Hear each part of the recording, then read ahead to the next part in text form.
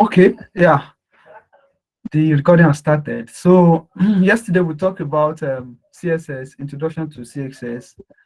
Um, we talked about CSS syntax, the comments and the linking. We stopped at CSS box model. Yeah, so part of what we thought is how we select CSS and how to write code in CSS. And we also talked about comments and how do we link our CSS to our HTML. So for the sake of those that didn't attend, yeah, this is how to make comments, or you can always use control / to make comments. And any of yeah. So once you use control / either you are in HTML, CS, or anything, it will comment that line. And if you want to do multiple lines comment, I think I didn't talk about that yesterday. As we want to comment on like 5 lines, you can always highlight it and press control / also. It's going to make it's going to convert that statement or that expression to a comment. So we talked about how we can link CSS also. We talked about inline styling. You don't need to, you are just going to write your let me minimize this and let me have my this one here. I can, okay, I believe everyone should be able to see this. So we talked about linking our CSS yesterday. So you see that we write our style here. We write it style equals whatever we want to write. Our line height is let me say 3. For example, this will definitely work. But if you have to keep writing style, this line 14 will also have a style. This line 15 will also have a style. It will make our work clumsy and it won't be too neat. And apart from writing a scalable code, you must also write code that is neat that someone else will be happy to read. So that's what leads us to having external styling. And the external styling is you are going to use the link element to link it. Then we are going to provide the path in which this the file is. Then it will definitely link.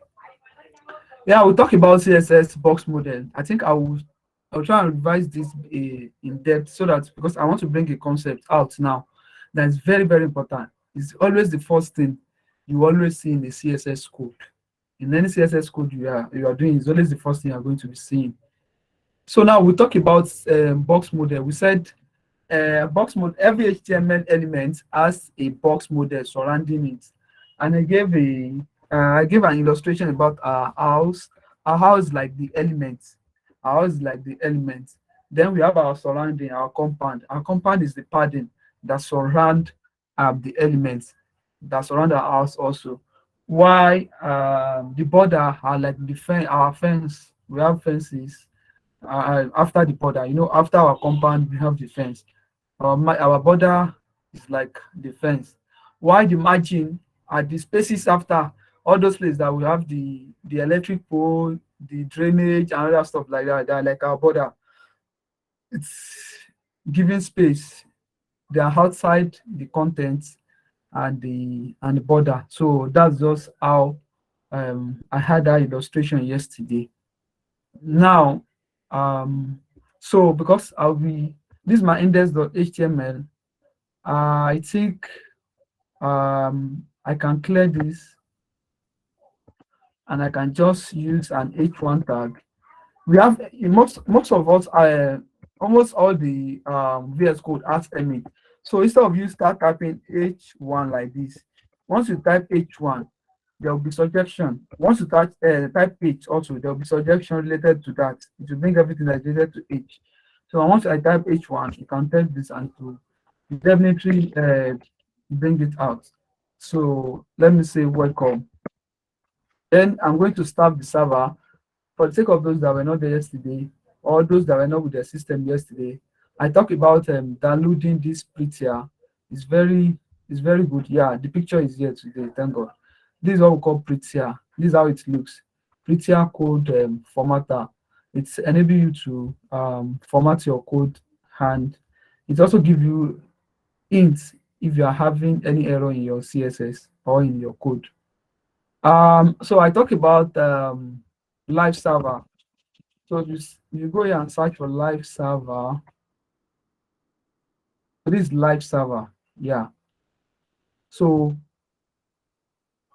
if you don't have this extension, please try and download it, because if you don't have it, you can still run your code, but you will need to be refreshing your page now and then, now and then. If you make any changes, you are going to refresh it immediately. So so that's that. Hello, good evening. So Yeah, when good evening. we install this live server and Prettier, do we need to do anything, or once we install, it's already working on our system? Yes, it definitely work. Once it's, unless you disable it, once you install it, it will start working.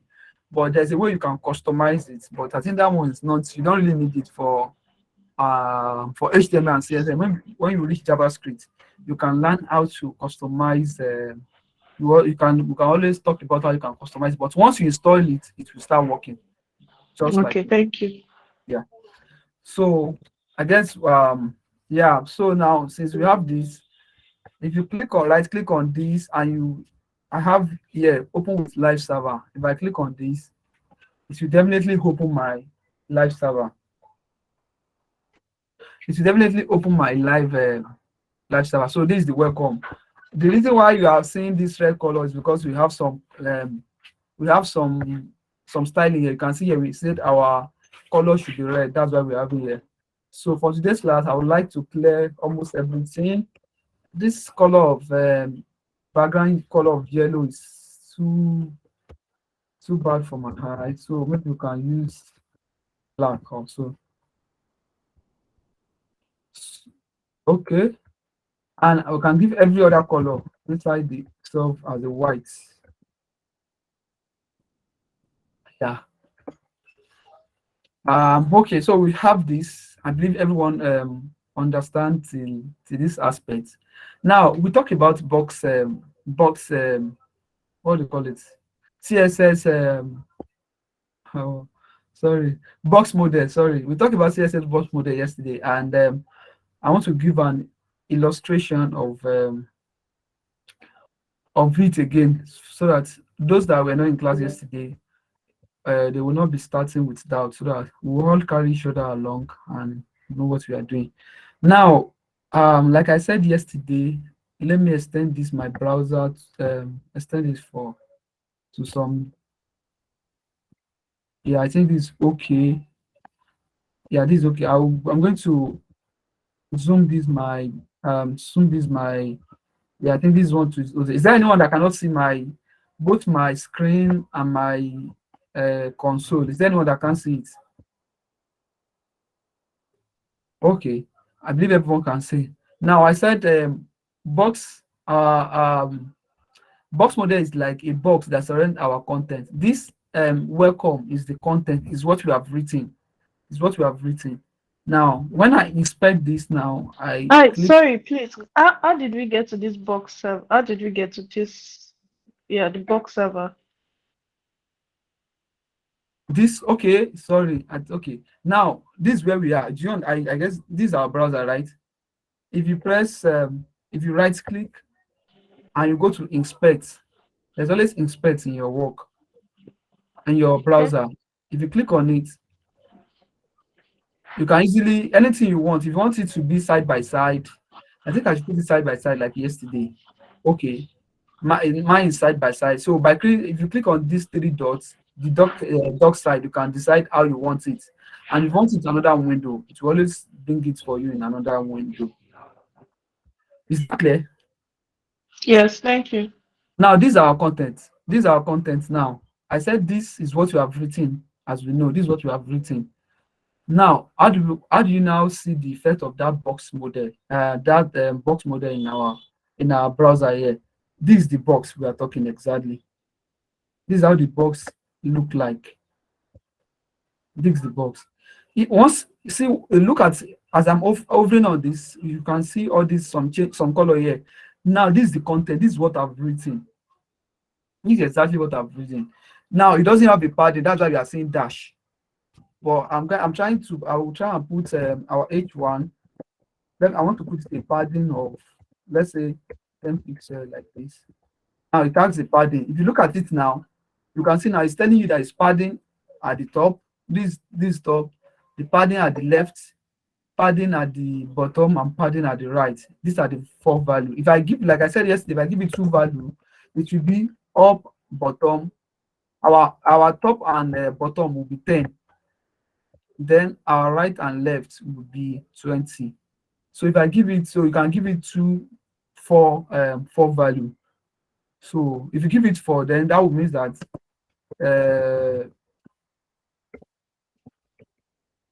now if you look at this now, our top here is 10, just like this. Our top here is 10. Then our right side is 20. That's why we have this 20. And this one is 10. And this one is what? 20. This is our left. That's how we have it. Now you can see now there's no border. If I go back and write something like this, border of let's say 3 pixels solid. Sorry, it has to be. Let me give it dash. There's different with dash and red. Now look at it now. This is the after this after this our content, after this our padding. This is our padding. You can see our padding now is clear. We can see some or can we see the image of that that fainted green? That is our padding on Yes, this. we can. Yes, that's the padding. Then the border I've given now, you can see the border. That's the border. What our margin, you can see the margin also. This is what we call the box model. This is what we call the box model. Now, like I said yesterday, but today now I want to talk about an important aspect. Though, yeah, I want to talk about there's something we call box sizing in CSS. In every, no matter how you are writing it, you always see this. You always see something they call box sizing. Yes, Abi. Yeah, is it box sizing? Okay, sorry. It can't be like this. It has to be inside. I'm going to explain this in when we reach selector, but just follow along with me like this. I want to talk about this box sizing. Now, this box sizing means it's like how do you want this your box? This our box. How do you want it to be? Do you want a border box? The common one I also know of. I've not tried others. The common one is border box or content box, and I'll explain the two now. Now, let me choose border box. Now, let me save. You see some changes now. Now, before I'm going to Control Z again. I'm going to Control Z this and save again. If you look at it here, we are having the exact value that I put here. I put 10 here. I put 10 here. This is the 10 we are having here. I put 20 here. This is the 20 we are having here. Then I put 10 here. This is the 10 we are having here. 20 here, and this is the 20 we are having here. I put 3 pixels as the border. That's what we are having here. But now, if I bring, sorry about this. If I bring this, if I bring this box sizing back as border box, you'll notice some changes. Now, this thing still remain 2020. Okay. Sorry, I'm coming. Okay, yeah. Okay, let me create. That is not how I can explain. Let me give you a div here. I'm giving this here. I'm moving this up. Okay. If you want to move something up, you can just press Alt. Then you can start moving it. Now moving it like this. Then I'm going to I want to style this my div now. I want to style this my div. I want to give it an height of 50, let me say 100 pixels. Then a width of 80 pixels. Let me save. Let me just give it a 200 so that we can, nothing will happen. let me give a background of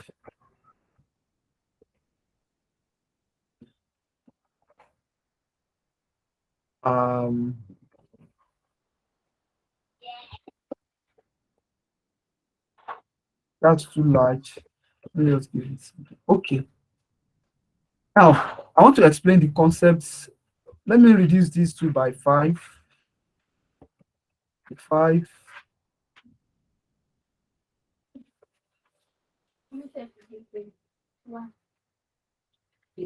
5, sorry, 5, 10, 5, and 10. Now we have something smaller.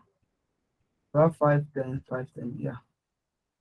Now, now this we have this my this this my div here. Let's come to it. I'm clicking on this my div.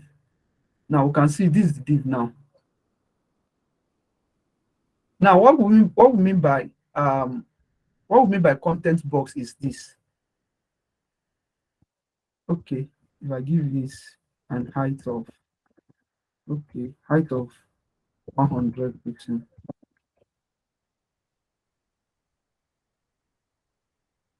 Okay. Sorry. Okay. Let me give it. Okay. Now, what we mean by border box is this. That means in all the heights, what we are saying is that we are saying the height of this H1 shouldn't be. Yeah, we're saying the height of this H1 should be 200. But if you look at it here, we are seeing 184. We are seeing 124.396 multiplied by 184. This is not the height we'll give to it. I'm going to comment out this thing, this one again, and save. Now, if you look at it now, the height is back to 200. What really happened? If you look at it, we're having this height because what do you call it? This 124.396 is the width, y times 200 is our height. You can see that this is the height I give it here is 200. It's also what we see here. But let me now say that I'm giving it 300. You are still going to see the height here is still 300, which is fine. But now if I remove these comments here and I save again, you can see the height has reduced from 300 to 284. What happened? Now that's where we come about the topic of box sizing. We have two ways. It's either our box sizing is content box. It's either it's content box.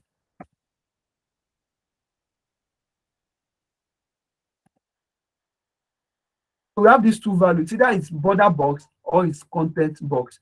What do you mean by border box? Border box means that if you give an element an height, let me say like we have of 300.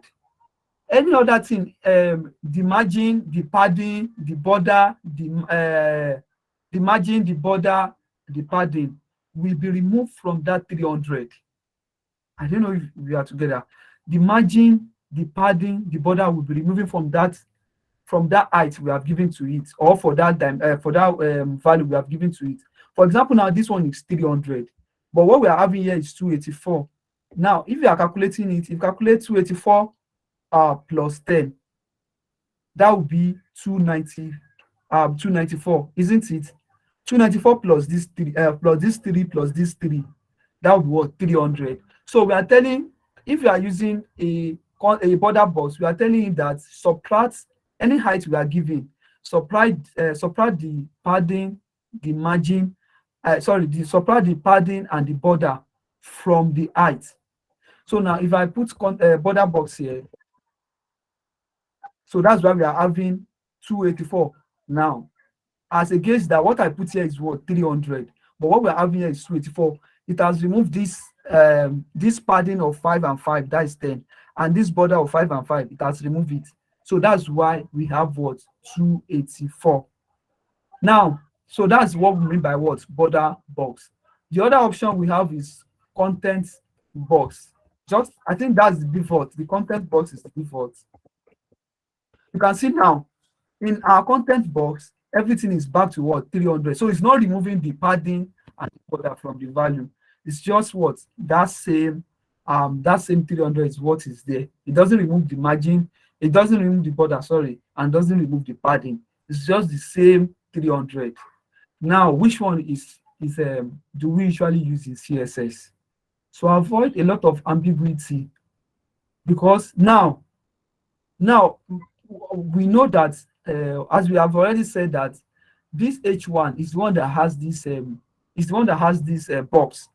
So if you give this H1 an height, so logically we should expect that all other subtractions should be from it.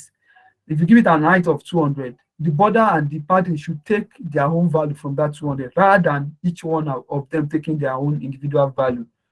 So the generally accepted one is the what? Is the border box. So you usually see border box. That's the first thing you're going to be seeing anywhere. It's always going to be border box. So we have this border box. It's going to remove the padding and the border from it. Let me give it a width also, a width of let's say 300 also. Now, if you look at it here now, we are having it has removed, because it has removed this 10, that's 20 and 6 from it. That's 26. If you add together, it will give you 300. It has removed the value of this 10 and 10 and 3 and 3. It has removed it from that 300. So that's why we are having 274 and 284. That's meant by what? Box sizing. So at the beginning of your work, at the beginning of your CSS, the first thing you are going to be doing is to what? Is to declare something like this. Our box sizing is what? Border box. I'm going to talk about this selector. This is what we call universal selector. So this will be the first thing that will be at the top of your work. The box sizing is what? Border box. We use border box in CSS. That's generally acceptable option we use. We don't use content box. So I've not seen a place that or seen someone using that content box, but it's there because there will always be an application for it, and you can easily declare it when you are working. Maybe as I declare it here, I can come down here and say that I want to use box that it should be content box. It's possible. So is that clear? Do you have any question about this? Because it's an important concept in CSS. Do you have any question about it? Yes, please, I do. I lost my Okay. network at intervals.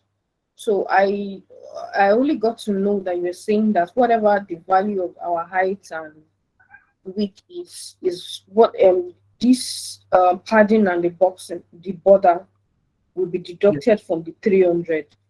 Yes. That was what I thought, but what you explained earlier about it, I didn't really get it. I'll just appreciate if you can brush through. Okay. Yeah, I said there are two value. There are three two different value, or I think three for box sizing. We have but the general one that's as you will see common is a border box or content box. The border box means that is in any height that you declare for an element. When you talk about content border box, the padding and the margin will be deducted from the height or the value you give, either the height or width. For example, here I'm giving what I give this one is 300, but what we are seeing here is 284. So what happened? It has deducted this padding. The padding here on the top is 5. The padding on the bottom is also what? 5. That is 5 plus 5, 10. The border here is 3, and here is also 3, making 6. That is 10 plus 6, that is 16. If you have 284 plus 16, that would be 300. That's what happened. That's why we are not having our exact 300 here, because it has removed the padding and the border from the value. But if this content box, if I use and write content box like this, if you look at it here, the 300 still remain the 300. Nothing changed, because that's the value I give it. Everybody take it, so nobody knows. That means the height doesn't know what the padding are, so they are on their own. This padding is also there. The border too is there, but they are not deducted from the value we give the element. And normally it is that element that has this box. It is this content that has this box. So it should also be the one that will that's supposed to decide from his own value, suppose the one that they are going to deduct the border and the padding. That's how it's supposed to be. So, and I said that in CSS we use border box to do our work as against content box. And also explain that, for example, now I gave this width of 300. This is 300 we are seeing, but we have 274 here. What happened is that 3 plus 10 was this 3, and this 10 and this 3. They are being deducted from the value. That's why we are having we have 274 as against 300. Is that clear? Yes, it is. It is. Thank you. Yeah. So whenever you are declaring your CSS, this, I call this thing universal selector. We are still coming there. It's going to be the first thing you are going to declare in your code, in your CSS. The first thing. I believe almost every CSS site have it. Let's try this site and see if they have that border box. Let's inspect their sites and let's see if they have something like that. If I inspect their body, sorry that you can't. The screen is somehow big. But let me just scroll down. Okay, you can see now. See this. See there. You can see now they are using what asterisk. That universal selector I use. What they use was what. Our box sizing is what? Border box. That is how you always see it. Always come at the top. Just that this one is coming at line 81, but always come at the top. If I comment this out, there will be some issue in the code. The way the code looks, there will be some issues because the padding and the margin around it will be deducted. So, which is not what they want. So that's it. In every site, you always see this. You can see now box sizing too should be inherit. We'll talk about that, but just know that you always have box sizing in your code, and it should be always more. If it's not the second thing, it should be the first thing that you are going to be declaring. So, with that being said, we are through with the with box model. You can read more about it. And the video I gave out, they are concise and you easily get it. They are majorly for the beginners. Just try and make sure that when you just don't watch it, because in CSS or in code, in tech, it's easier to know something by looking at it. But the point is that you don't know it until you start practicing. As you are seeing me typing right now, you might type it on your own. Maybe you forget that, oh, instead of you to put semicolon, I will not put it. And then there will be an issue. For example, now, if I save this now, there will be an issue. Then you'll now be wondering, why is your own not 30? Why are you not seeing the border of red? What's happening? But if you didn't code along, you will know that there is an issue somewhere. Maybe you forget a semicolon somewhere. So that's just it. You can see how that semicolon breaks the code. So if you are watching the video, please make sure you practice or you code along so that you can easily get have better understanding of it. Yeah, the next thing we are going to be jumping on is our CSS Selector. Yesterday, if you can remember, we said the way we are going to do our CSS, the way we work on CSS link is like what? We are going to have a selector. Here we have what? Our selector here is what? Is P. This is a selector, our selector body. If you override it, it's going to be the selector specificity. But this is our body, this is the selector. That means it select this body. This is our H1 selector. So that's what I explained yesterday. So today now we are going to go what are different type of selector we have. We don't just only have, it's not only like, for example, now if I have like 10 H1 here, if I have like 10, I will have to minimize this a bit. I don't know. Okay, I think I want to remove this. Okay, now I have H1 here. I have one H1. Suppose I have like 5. But it is this line 14 own I want to select, not the line, not all. If I save this my code here and I go back to my screen. Oh, I can't see my local host again. What happened? So I'm going to restart my server. Hello, can you hear me? Yes, please, I have a question. Okay, please go ahead. See, I've always not met where you start the beginning of the class. So I want to know if I start my CSS, what's going to be the first thing I will impute for it to give me those stuffs at the heading? Okay, let me get. I didn't really get you. Okay, what I mean is that, for instance, when we did HTML, Yes. once you open your HTML file, then once you type your HTML column 5 and enter, then it will bring that head tag before it Okay. now starts imputing any other thing. So for Okay. CSS, what do I need to impute? You don't need to input anything. CSS is Okay. CSS is just for you to style your HTML. That means you want to communicate with your HTML. The only thing you only need to do is to do what we call, you are going to select. You are going to select what you want to style. Now, just Okay. like I said here, you are going to take the selector. These are the selector. All these things we are seeing here, this asterisk, this body we have here, this H1, they are all selector. We call them selector in CSS.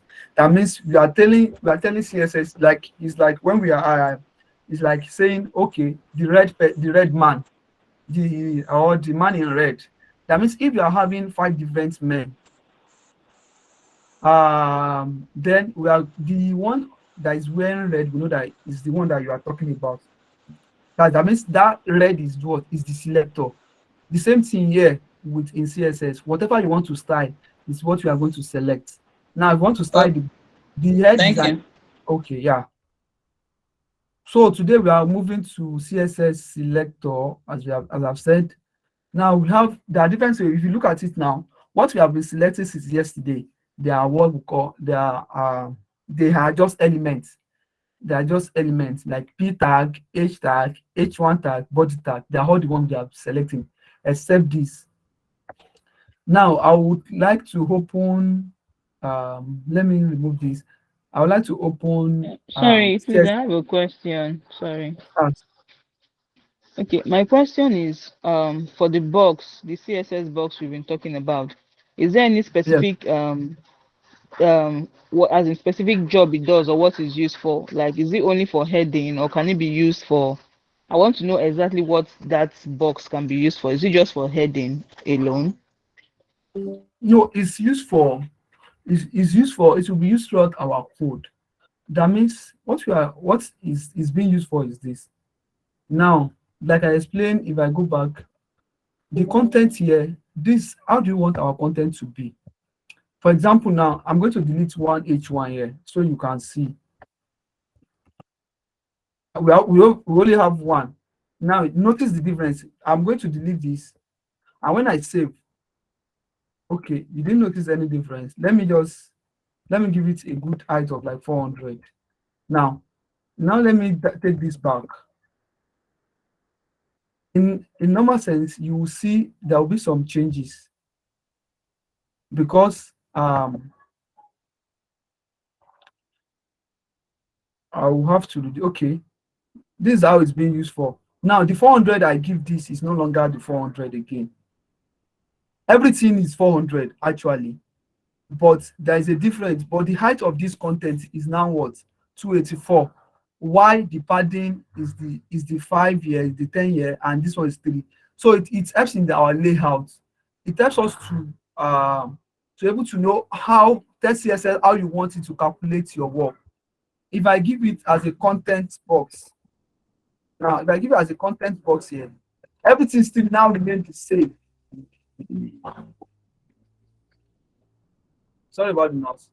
So everything still now this 300 400 we are giving to it is still that now the same 400, but that's not what we want. We want in the value we are giving it is where we want all our padding and our border to be removed, not they should be alone. Like now this value now, this one is having its own.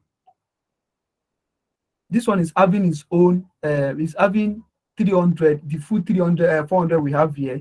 Then this padding they are taking their own value. Now the height of this H1 now is no longer 400. It's going to be 400 plus 10. That will be 410, 416. The total height of these things, the total height of from here to here now is no longer 400. It is 416. But what we want is that we want this, our H1, as we have said, we want the height to be what? Exactly 400. For it to be exactly 400, we have to use our border box. We have to use our border box. So with this now, everything is now 400 because this is 384 plus this 10 and plus this 6. So this value of 400 is what? This value of H1 is what? 400 as regards 416.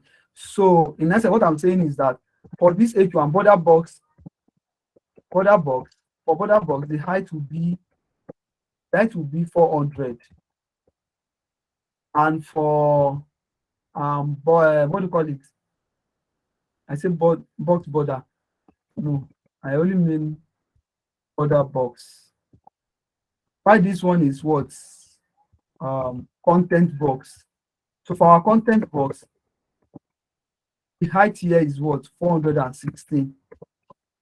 But logically, what we mean is that we want to give this H1 to be 400.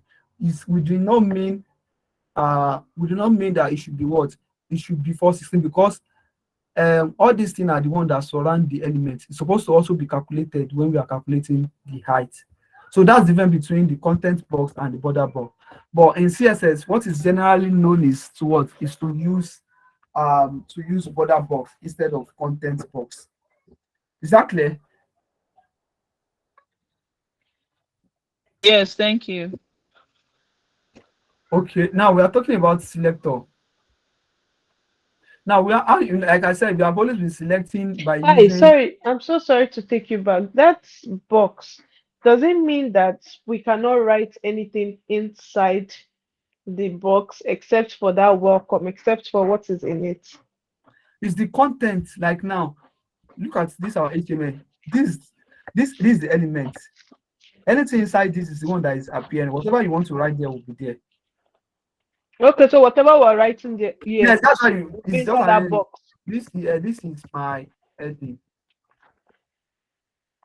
It's just what you write inside your element. This is my heading. So okay, so nothing we write is going to go outside of the box. It must be inside this box we've created. Now this is not the box. This what you are seeing here is not the box. It is this is just a border. It's part of it. It's a border. Anything you are writing here is just to go on to see now inside this because this is the border. Because anything will not, the content will not touch, it will not go out of the border. Okay. The content will not go out of the border. The reason why you are saying this is that the border is no longer this like this. It will take more than this because that's what the content is. And there's what we call word wrapping. It's no longer the default one is that the word is not going to wrap. But this border, that's what we call that's what we call overflow. This text now has overflow is content. But normally, if you are not giving it, it's because you are giving it a border. If you are not giving it a border and you are not giving it a width, and this one now, this from here to here is now more than 300, and it's because we are giving it a width. If I'm not giving it a width, it will not overflow is border. Are you getting me? It will not overflow his border. Let me if I remove this, it's because I'm giving it will not overflow his border. You can see it's not going to overflow his border because that's the space given to it. It's only when you give it a particular width, that's why it's going to overflow. Are you getting it? Yes, I am. So it's only because Sorry, I want to ask something, please. Like, what if it's a paragraph? Do we use border boxes for paragraphs or just like headings and whatnot? Oh, okay. Now it is that may okay. Okay, maybe the explanation will still come. You still get it.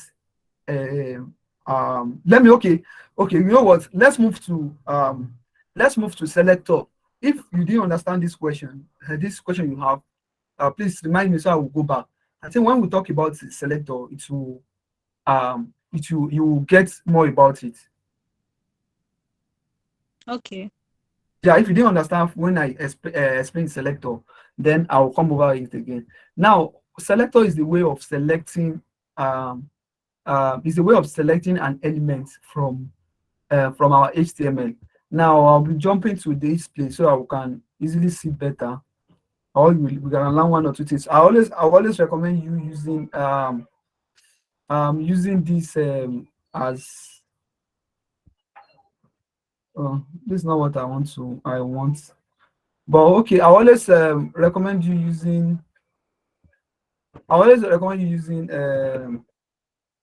using W3 School, being as a beginner.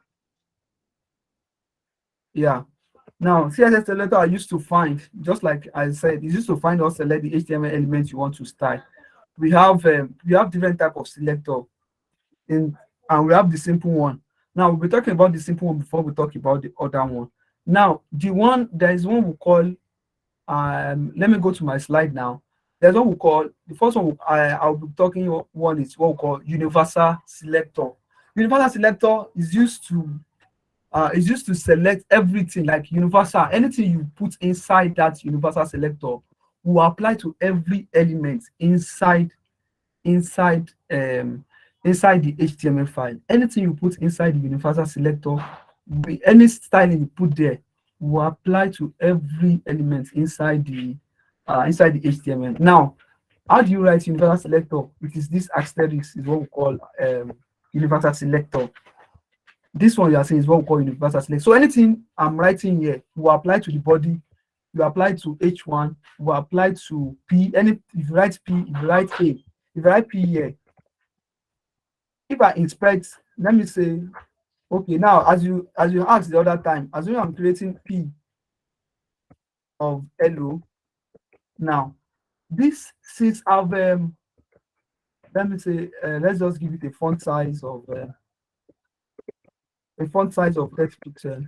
Now this border box because I said universal selector, I've selected this border box here that I said box size is border box. We also apply to this one. We also apply to what? To this one, because it's a universal one. Are you getting it? Now, for example, now if I give it a color, now I said if I give a color here of red,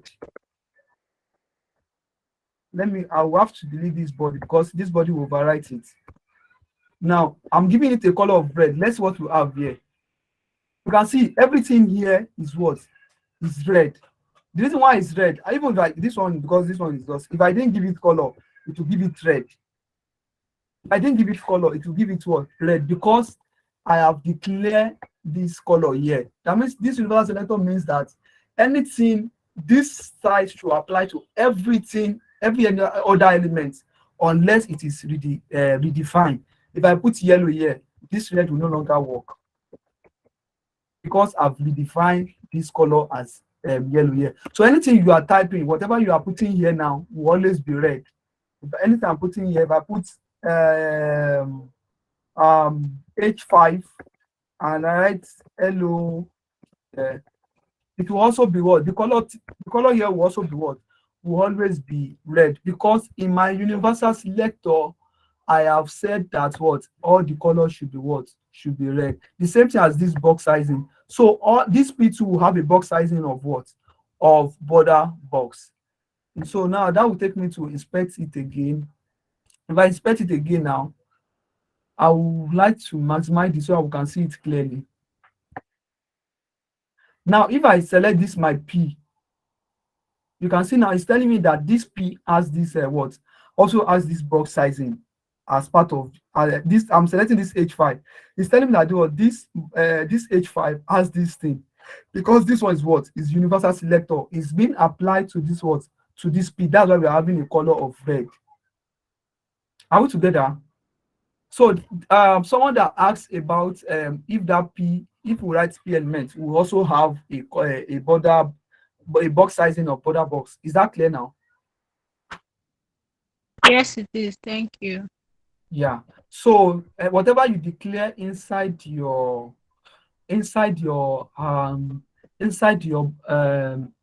universal selector will always apply unless you override it. Like now, if I can come here and say that no, my color cannot be red, my color here should be green. So the color here will be green, but other ones that I didn't define will always be what? Will always be will always be red. So that will mean by universal selector. But I can also come here and say that no, this is my box size in here. I don't want it to be border box again. I want it to be content box. Then it will override. It will over this now. If I inspect this now, sorry, let me see what I give. Okay, my P. If I go to this my P now, if you look at it now, it will tell me that it's no longer using. You can see now. This means that for this it has cancelled it. It's telling you that this styling, this property is no longer applicable to this my P again. That's why it's cancelled it. In CSS, if I remove this now, this one will become active. It is now using what? Border box. But if I tick this, it will not use border box again. It will use what? It will use box. It will use content box. Now, why you seeing is that in CSS you can give P to be red and P to be yellow and another place, but it's only one that will be applicable. Others that are not applicable, if you inspect it, it will what? It will cross it. That means this is telling us that what? It is no longer, it's not using this box sizing of border box, it's using this. So if I give this color here, if I give a color of brown now, I give a color of brown now, you can see now it's telling me that it's no longer using this color of red again, it is using this color of brown. That's why you can see this as brown. So that's that about box sizing. So that's what about universal selector. I hope we are all clear with what I mean by universal selector. Sorry, I'm Now, not really clear. okay, Sorry. please.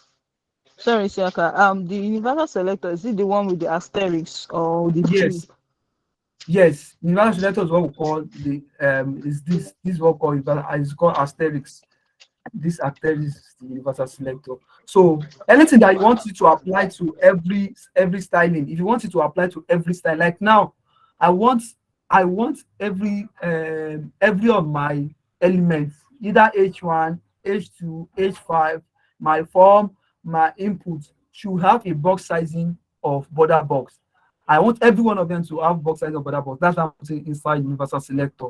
If you want everything in your page to be color should be red, then that you are going to, if you put inside universal selector, it will, all of them will be red unless you redefine that you don't want it to be red again. Okay, the universal selector, does it have opening and closing or what? Or I don't know. And then my second question is, I'm still a bit confused between the content box and the border box. I'm still a bit confused. Okay. Now, for your first question, the way, as I said, were you in yesterday class? Sorry.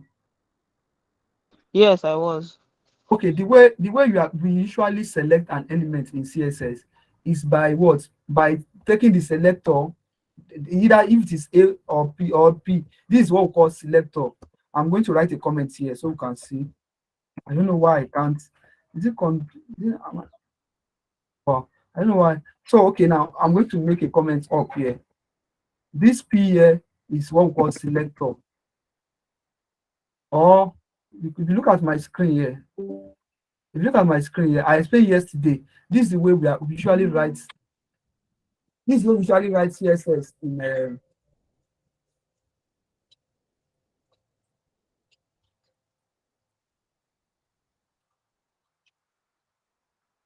Sorry, this is where we usually write. This is where we usually write CSS. The way we usually write syntax in CSS is the first thing is that we are going to write the selector. We are going to write this. We are going to write the selector. Our selector here is our P.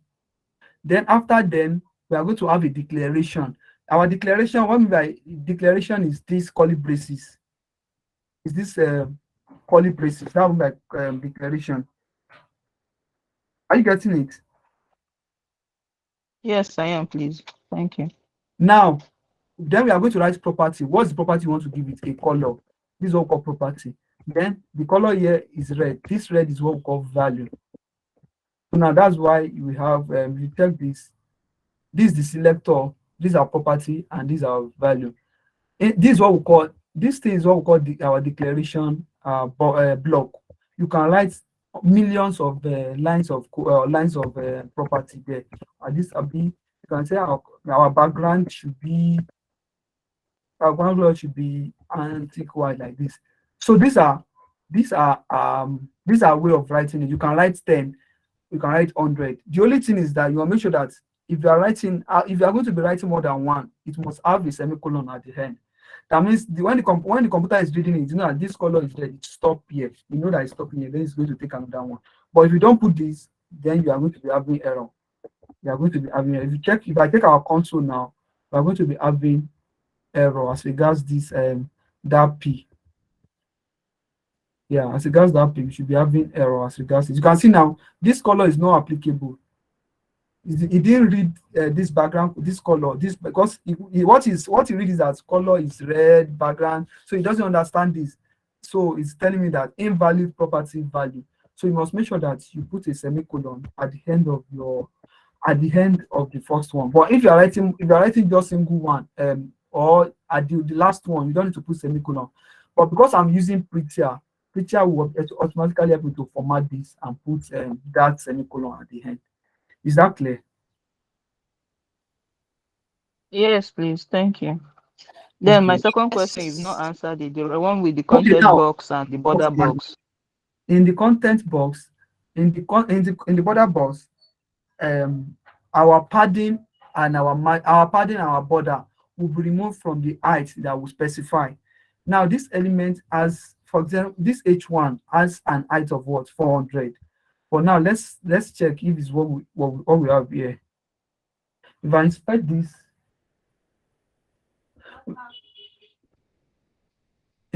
this, now, let's come here.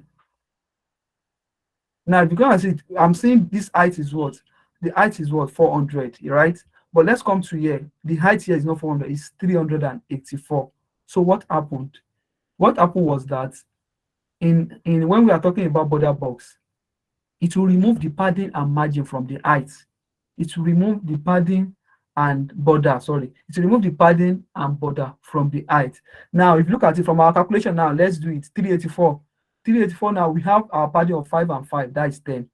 This one too, our border is 3 and 3, that is 6. 10 plus 6, that is 16. If you had 384 plus 16, that will give you exactly 400. So that's what we call border box. But in our content box here, now if you look at it, the height of the content here is what? Exactly 400. So now the height of everything surrounding the P tag is going to be 400 plus 16. That will be 416. And that's not what we want. We only want everything that relates to this P to be 400. So this H1 to be 400, not 416. So that's the difference between border box and content box. Border box will subtract the height specified, it will subtract the margin, the border and the to subtract the margin, the border and the padding from it if you are using border box. While content box, it doesn't subtract it. It will just, the content will just take this value. That will be, yes, the content will just take the value. That means the height or the width. The content will be the one to take it. It won't give any value to the padding or to the border. Is that clear?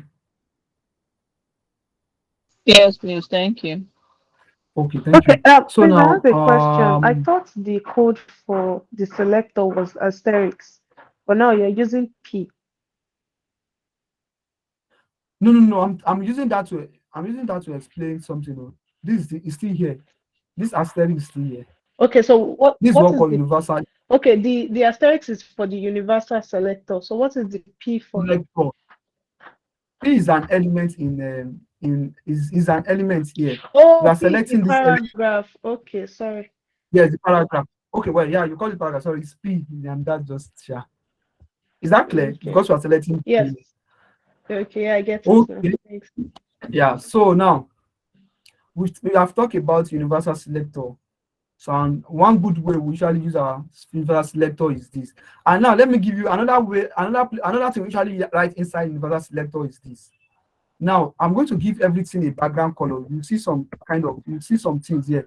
Our background color should be, let's say, red, so we can see it clearly.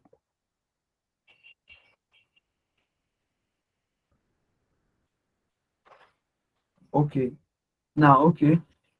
Now, okay. Let me move it to the body so that I can give that explanation better. Now, in our body, because it's inside our body that we'll be writing our HTML code. Okay, maybe when we get there, still not applying. I want to remove some margin and okay, yeah. Let me remove some things here.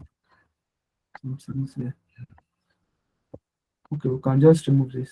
I think I will explain that when we get back there. So it's supposed to, I don't know if I have something. Okay, yeah. When we get there, I will make the explanation.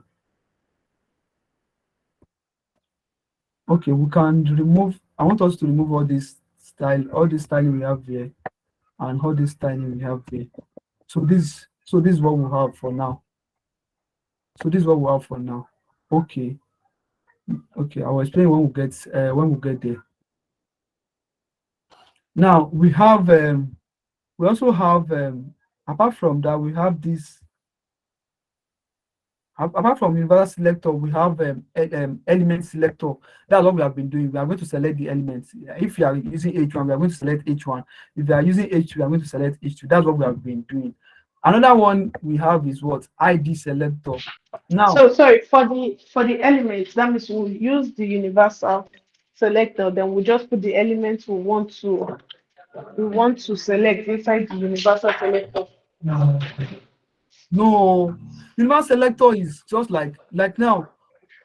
For example now, if you look at this, if you look at okay, let me give further explanation about this now. If you look at your page now, if you look at this, if you look at this thing, this P, or let me say our H1. Okay, I think that's what our H1 here. Let me say our background should be red. Or if you look at it at the top here, there's nothing there, and there's nothing there. And this line, this place, it doesn't reach the edge of this. It doesn't reach the edge here. Something is missing. So another way of using universal selector is that at the beginning of your work, you always see this thing. You have to say that there should not be any margin, any initial margin. Should not be any initial margin. It should be zero. Then any element you have in your work, you can see now we do not have any margin. Any element we are having now, our margin will be zero. Then we can also say that our padding should be zero. These are examples of things that they usually write inside our universal selector. Our universal selector, as I've explained before, is used to select every element inside our HTML, unless we are going to override it. For example, now I can come here and say I said margin is zero here. I can say our margin here should be 20%. Now it's no So longer sorry to cut you short. It's the element selector I really want to get, because you said that is what we've been doing. okay. Now in your HTML class, this our H1 here what is it? Is an element, isn't it? Yes. Give me another example of an element. Apart from this one I've Paragraph. mentioned. No, I have paragraph here. Apart from what I've written here, give me another example. H2. H2, thank you. Now this is an H2. Now I write welcome here. Assuming I want to give this H2 a color of red in CSS, how do I give it? So the H2 here is the element now. So I will just come here. I will now write H2. That means I've selected that H2 now. I want to give it a color of. Okay, so this H2 is selected now. It's not under Yes. that universal, or it's just on its blue. We just selected it as H2. Yes, it's going to be.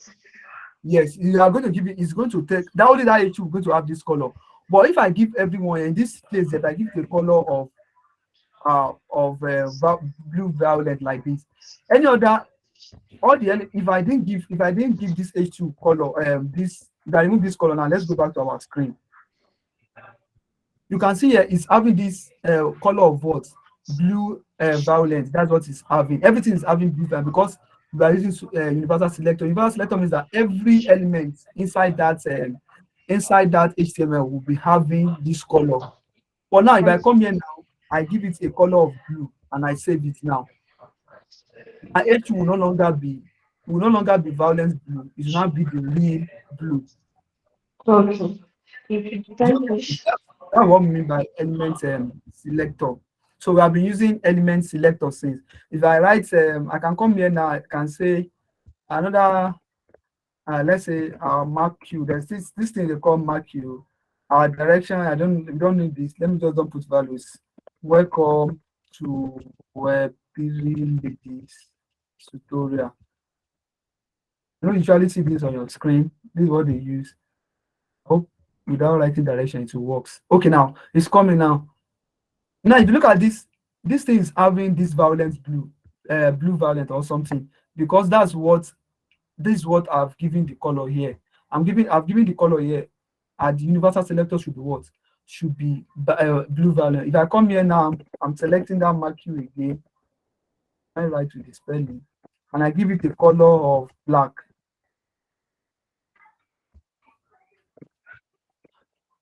It's no longer this blue violent. It's now black now. Is that clear? Sorry, why is those letters moving? Welcome to Web3 ladies tutorial. Why is it moving? What did it do? It's one element. That's the name of the element. Mark Q. I've got it. So that's how it works. It moves from left to right, or from left to right or right to left? Yeah, that's how it moves. Let me see if I got the. I don't know the. It has some teacher, but that is an element.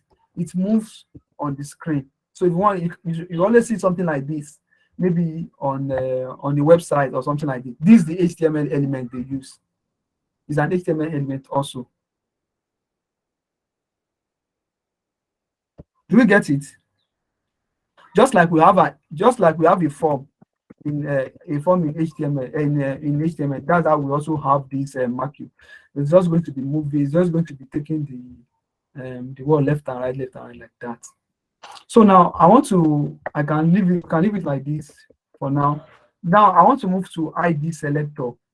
Now in your HTML class, you are being taught attributes. As I also explained yesterday, attributes are related to an element. And it's one way of what distinguishing an element from the other. That's what we mean by attributes. For example, now I want to give this one an attribute.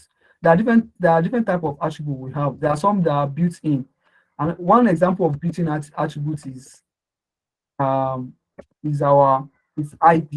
Our ID is an attribute. You can see define a unique identifier which must be unique in the whole document. Its purpose is to identify the element when linking using a fragment or something like that. Now, this ID is an attribute. If I give an attribute of ID, let me give it a value of hello. If I go back to my this is my heading. If I inspect it now, if I inspect this, now if you look at it now, it has this ID. This ID is an attribute. Now, I believe you have been taught in your HTML class, ID must be unique. If you have given an element a particular value of ID, you must not repeat it again. For example, now I've given this ID to be hello. No other in this HTML, no other elements should I give that ID of hello again. It will start giving you an error, or it will not give an error, but I think it's supposed to give you a warning. ID is supposed to be unique to an element. That's what this you can see, which must be unique in the whole document. Must be unique. That means once you are giving, normally it's supposed to throw some kind of error or some kind of warning. Or if let me see if it throws it here. My file. Let me expand this. If I run my terminal, it's supposed to give a warning. Okay, it doesn't give a warning. But in the general convention is that when you give an ID, it must be unique to an element. So you must not give this another element this hello again. You can give him hello 1 or hello 1. So that's how it's supposed to be. So ID is an attribute. Another attribute is class. Class is also an attribute. We have a lot of attributes. Another attribute is class. Now, and you can also add your own attributes. My name is name. This is also an attribute. Also, you have created your own attribute like this. So if I inspect this, now, you can see that my name too is also here. My name too is also an attribute. Now, how do you style?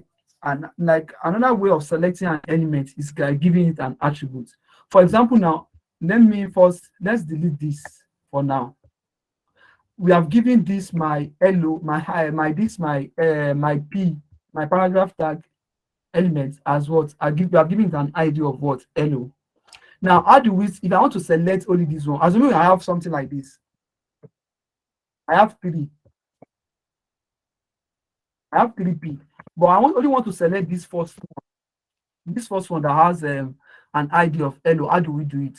But if from what we are seeing now, we can see that there is a difference between them. One is having an ID of hello, the other two are not having any ID. So that's a distinct, a physical difference we can also see. But how do I select this attribute of this ID? Now in CSS, once you go back to your CSS, if you look at it, our value is what? Hello. Now, for you to represent this ID in CSS, you are going to use the hash. This key, this key is what you are going to be using. This hash. This means ID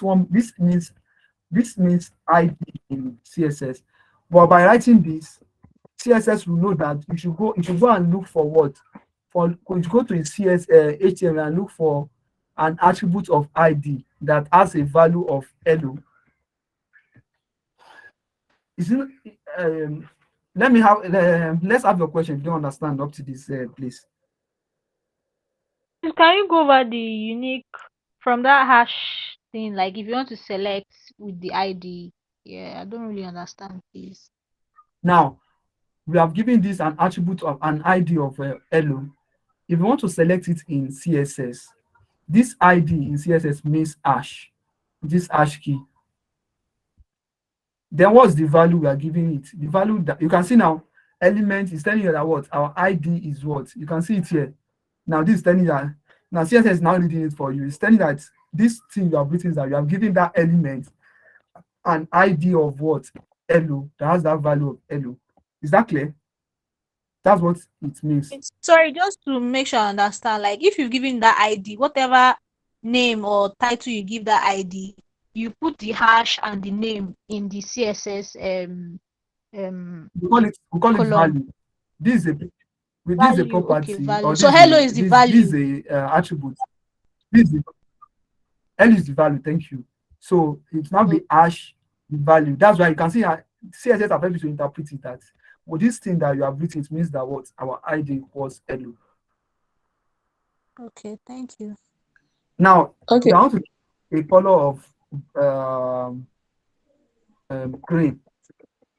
Now, if you go back to our CSS, so I'll have that question. Please. If you look at it here, let me zoom better. This zoom is not work, but it's you can see now there is a. Let me just instead of putting, let me use H1 here so we can see it. Let me assume this is H1 and this is also H1. If you look at it now, see my hello now is what? Is the color is what? Is now green. Because I use, if I inspect this like this, you click on this and you inspect this now. This ID of hello, you can see that in my CSS now, it's telling you that the ID of CSS, our color is what? H1. Let me remove this background color so everyone can see. That's why we are having this hello as red. So now we are having two, if you now look at it, we're having two H1. We're having this my heading as H1, and we're having this this H1 hello as also. But because we want to separate this H1 from this one, they are two different. We only want to style this my hello. That's why we give it an attribute of what? ID. So that's this attribute of ID. We're not styling, we're not selecting this element based on its attributes and give it a color of green. That's why we have this green. Please, what's the difference between ID and div? They are different. Div is an element, ID is an attribute. Can you please expand more? Okay, thank you. There is nothing. If you write ID here, it's nothing here. It doesn't mean anything. Div is an element in HTML. It's an element, like let's say a container. in HTML is an element. But this ID, you can now this div now, are you getting me? Now you can give this div also an ID. It's an attribute, or let me say attribute of div. You get it? This div is just Yes. an element name. Why this attribute? Why this ID is an attribute for any element? Yeah, now I'm saying that this div has an attribute of div. Okay. Okay. How about class? Yeah, we'll come about that later. Okay. So now, do we get it now? So from here now, we are having two H1. We're having two H1, but one is having violent blue violet as the color. The other one is having green. Now, there's another thing I want you to okay. Yeah, okay. Yeah, we don't need Iseka, sorry for interrupting. Please, I have a question. This no. the one that has the hash hello, the ID Yes. element. Let's take for example, we are developing, because not all of us here Yeah. has the experience before. Some of us are just new into it. In what Yeah. scenario or example can we use it? What exactly? Just give us an example where we can use the ID. Now, like the scenario is this. Though we still come about that in specificity. The scenario is that you want to select any, like now, for example, now it's just a way of selecting an element. Like now, if you look at it now, we have these two elements now. In your when you start developing, you can have a lot of p tag. Like you have 5 p tag. You have these 5 p tag now, but it's only this one that you want to style. How if you select p tag here and give it red, all these 5 p tag they will be red. But what exactly you want is that you only want one of them to be green or to be red. So just like we have H2, H1 here, I don't want the two to be green. I only want this one to be what? To be green. So that's why I'm giving it something that will differentiate it from this other one. I give it an attribute. Based on its attribute now, with this attribute now, the system will now look at which element has this attribute. It is this H1. So it will not give it that color of yellow.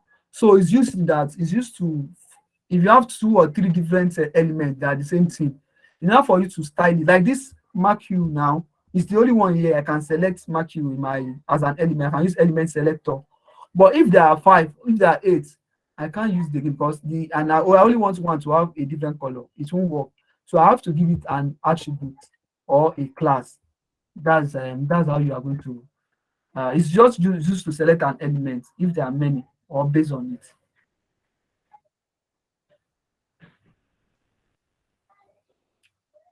Does that make sense? Yes, though I'm not still a bit clear, but for now, let me just say Okay, yes. yeah. Okay, say yes. You get it. You have a clearer view now. Okay. Okay, let me just delete most of the things here. Let me move this so that this can just be. I have this like this. Now now we only have this. This is my heading and this is my hello. Now if you look at it here now, we're having two elements here, H1 and H1. This is my heading and hello. Now I'm going to remove this. I'm going to comment it out like this. Then let me remove those one I don't need. Now my H1, I just want to give it, let me delete this margin. I just want to give it a color of red. Now 2 of them have the color of red, but that's not what I mean. I'm saying okay, but that's not what I mean. I want this hello to be what? To be green instead of red. But I've used element selector. It has given the 2 of them the same color. What do I do? The only thing I can do is that I should add an attribute. And an attribute it can be ID, it can be class. Now the ID, now I want to give it an ID. There are some predefined ID. There's some predefined ID in HTML. So there are some predefined attributes in HTML. Example is the ID. Now, once I give this one an ID of hello, now I can come to my CSS like this, select it like this, and give it a color of green. So if I save this now, this color is not going to apply to this. This red is no longer going to apply to it because I have given it another color here. And as I said earlier that CSS read from the top to the bottom. Now, once you reach here, you know that every element has a color of red. But once you jump here, you will look at it and go and look for that element that has this attribute of hello, that has this attribute of hello, attribute value of hello. Then it will now give it a color of yellow. So this one is not going to be red again; it's going to be yellow. It's going to be green. Does that make sense?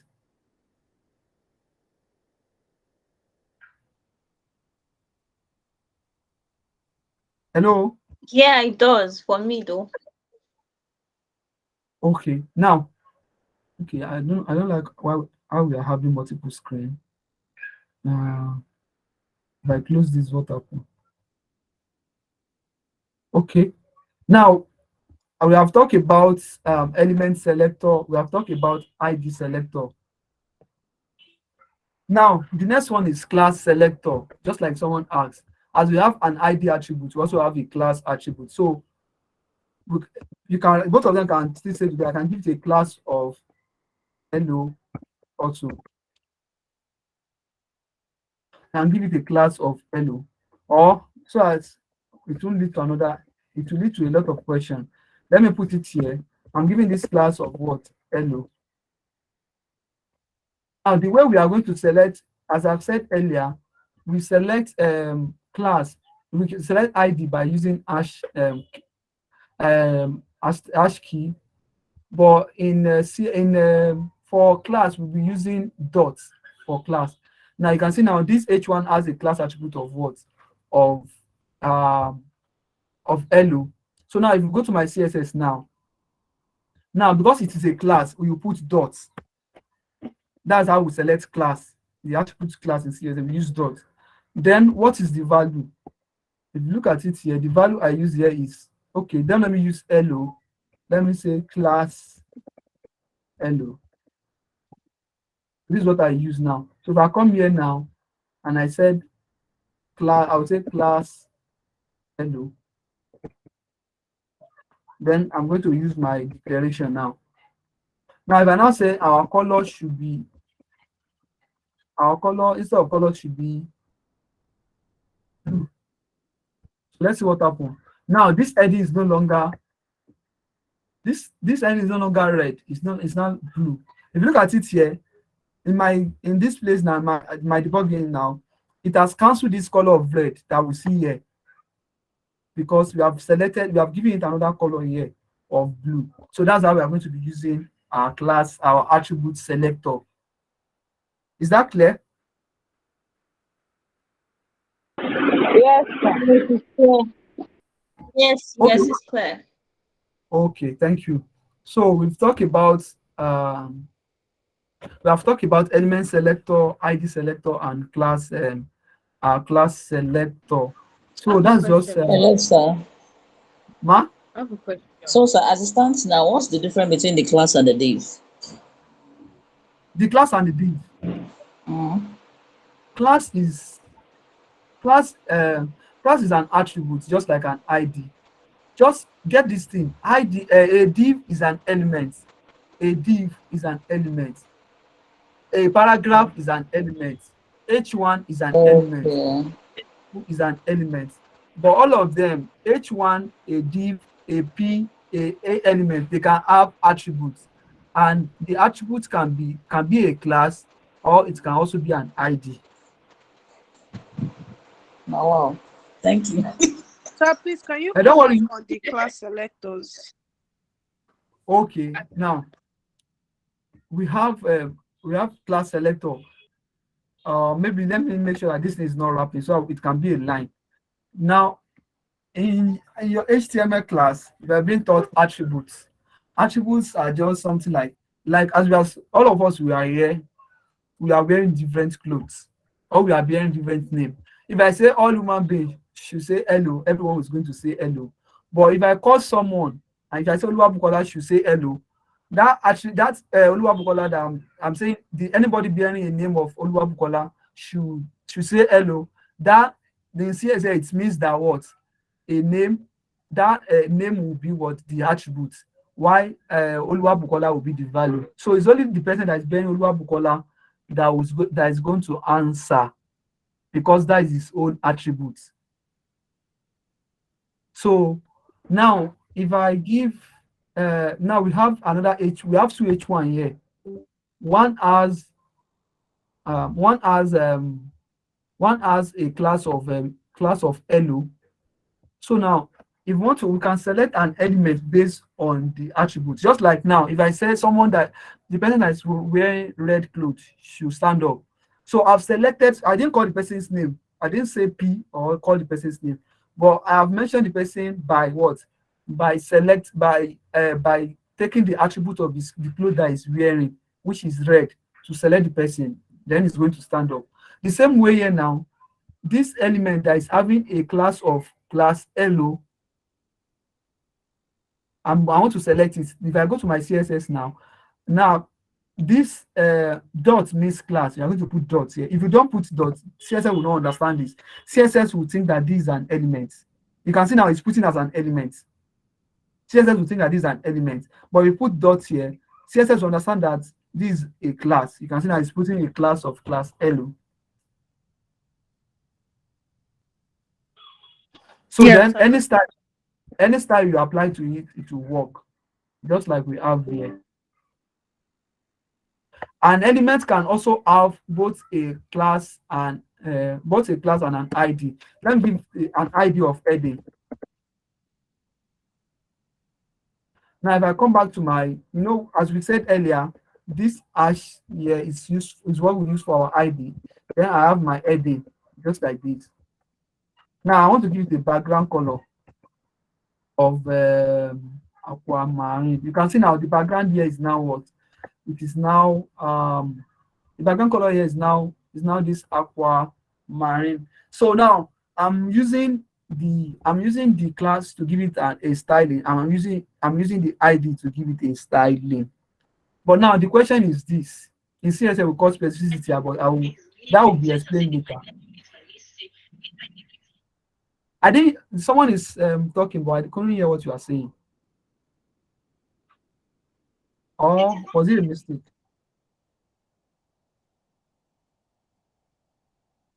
I can't hear you. Okay.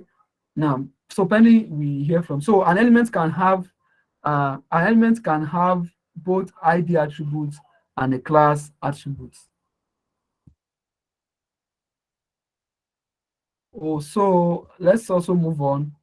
We have talked about class selector. That means we are selecting it. The class selector means that we are selecting it based on the class. We are selecting based on the class attributes. We have the universal selector we are using. Then another one is the grouping selector. The grouping selector. Now, how does the grouping selector works? Now, if you look, let's look at this this our HTML very well. I'm going to zoom in so we can all see it clearly. Now, oh, wow. I think this is fine for everyone, even those that are not on their system. Line 11, we have a div. If I close it now, that means everything we are having here is this our MarQ, our H1, our H2 is inside this div. You can see this line. It's telling us that it is inside this div that we have all these things now. Now we can also have what we call a group selector. Now, because we are having this, this our H1 is inside. This our H1 is inside. It's inside this div. I can select this div before I select this one.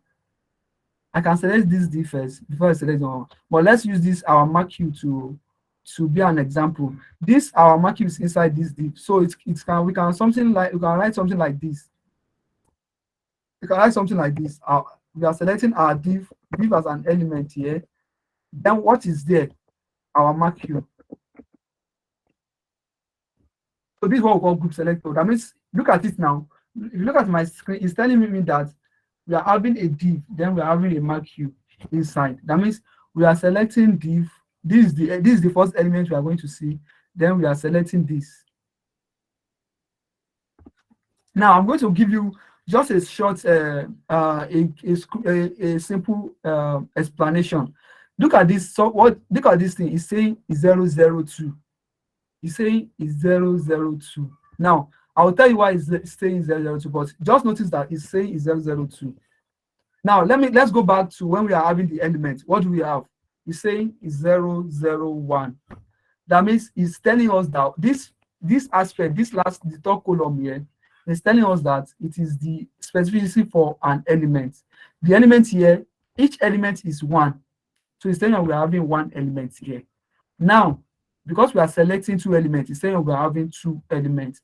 If I put it to, let me say, if I put A here, so definitely this one will be 3, because it's telling us that we are having a div, a marquee, and a element. So we are selecting it. So if I give it a color of red now, go back to our screen now. This is no longer now. You can see now it is no longer red again. It's no longer black again. It's now what? It is now red, because we have selected it here and we have given it another color. Do you have any? This is what we mean by what? Multiple selector, or what do I call it? Grouping selector. That's what we mean by what? Grouping selector. Do you have anything that is not clear here? Please, I have a question. Yeah. Yeah, so you said for the grouping selector, so does it only apply with a div, and you want to pick more than one element to use to select like more than one element, maybe like 2 or 3. So my question is, does it apply only in a div, and if you want to pick like 2 or 3 elements inside that div, is that what you use the grouping selector for? For example, now I'm having H1. This is my link. Now I'm going to write some statement to this my link. I'm putting our A tag here. Let me see my website here. I will be writing some things here. Span. I'm giving it another element here. Span. And this is a link to my website. I'm putting this now. Thank you. Now, if you look at this, I'm going to, so we can have it on a line. If you look at this line 18 now, let me break it down now. Let me just, if you notice that, we are having something like this.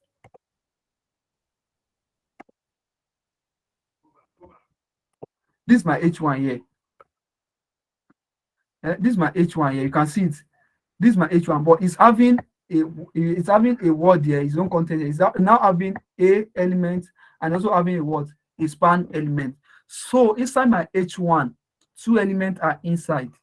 Now let's see how we're going to want to style this our A. I want this A to be a color of red. I want this our span to be a color of let's say blue. But I will give my H1 to, let's save it and let's see what we have first.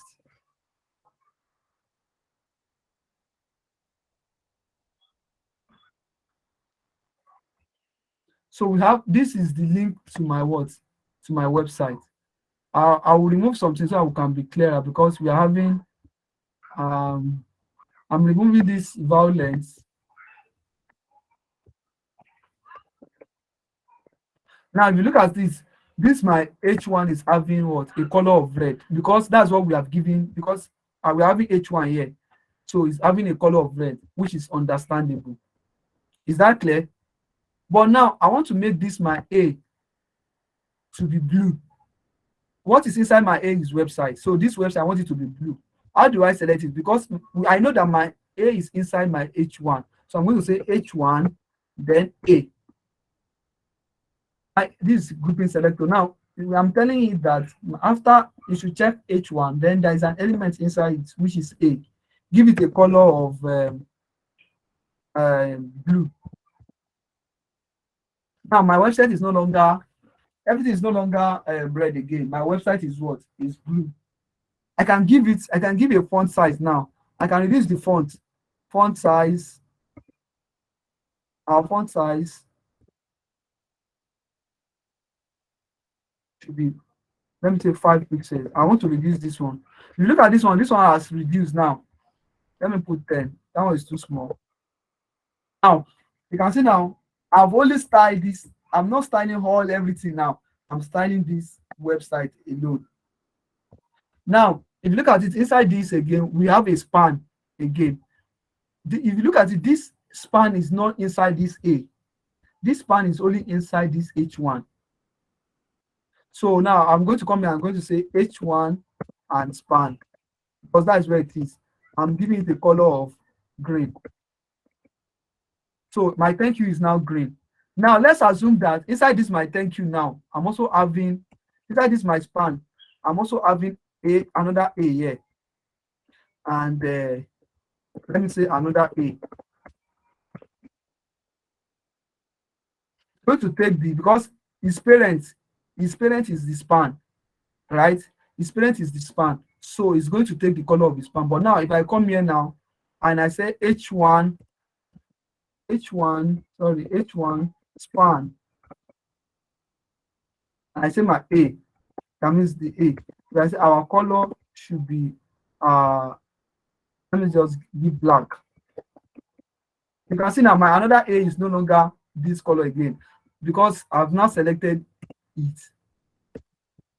And our font size, let me say our font size should be 30 pixels, for example. Now you can see now, despite the fact that this A is inside this span, I'm styling it differently. So that's just it. You can put one element inside each other, but you must be able to know how you nest it, so I'll be able to style it. Do you have questions?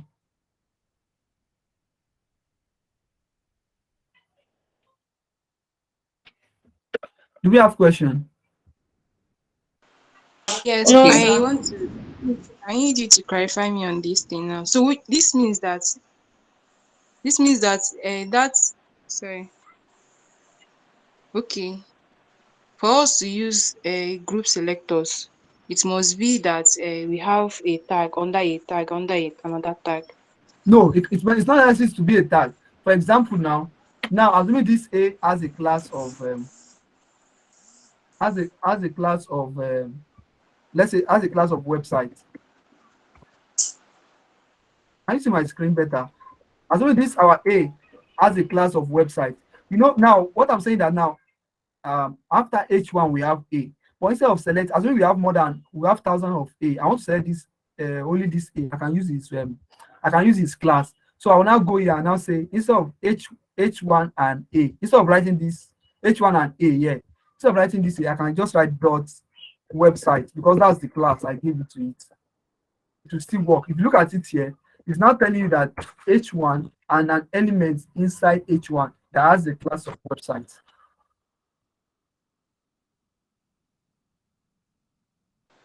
Please, this number now, is it 011? What does the three numbers mean?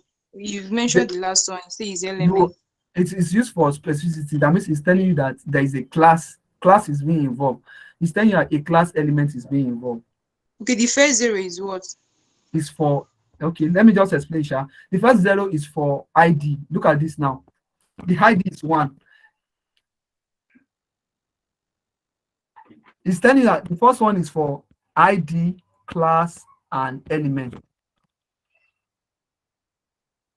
Are you getting it? But I will still explain. We'll call it specificity. That means it is, if you give another color, if you give this this element that has this background color of if you give it a color of green, background color of green here, down here, and use a class, it will not work. It is this one that will work, because it's this one that is our upper hand. So it is 100. That's the highest one. Why this one will be 002 for specificity. This one will be 01011, because we don't have any ID here. that will be 0. We're having an element, that is 1 here. And we're having a class, that's 1 here, that is 0, 1, 1. Here will be 0, 0, 2. Here will be 0, 0, 0, 3, and so on like that. That's but we'll talk about specifics because you have to know it. I can declare, you can also write, you can write something here, and I'll write something. You know, I said CSS read from top to bottom, but I can write something at the top like this, and I'll write another one at the bottom for the same element, but CSS will go for this one instead of going for this. But we'll talk about that in our next, in some other class, or when we get to it. That is a very important topic also. So should I assume that everyone now gets to have talked about different way we can select an element in CSS? I think we are still going to go more. The other ones which I want us to talk about. I will talk about 2 about it, and I want you to read about the other one, so that you can. I'll talk. These are the simplest one that I've mentioned now. I'll still talk about some. Then you are going to read about others yourself. That, I think that's one best way to learn.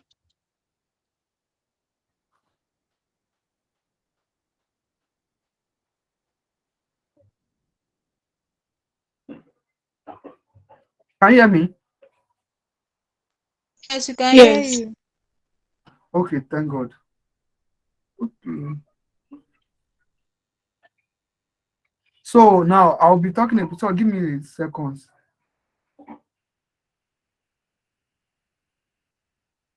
Okay, yeah. So another type of as I've mentioned here, I'll be talking about the combinator selector.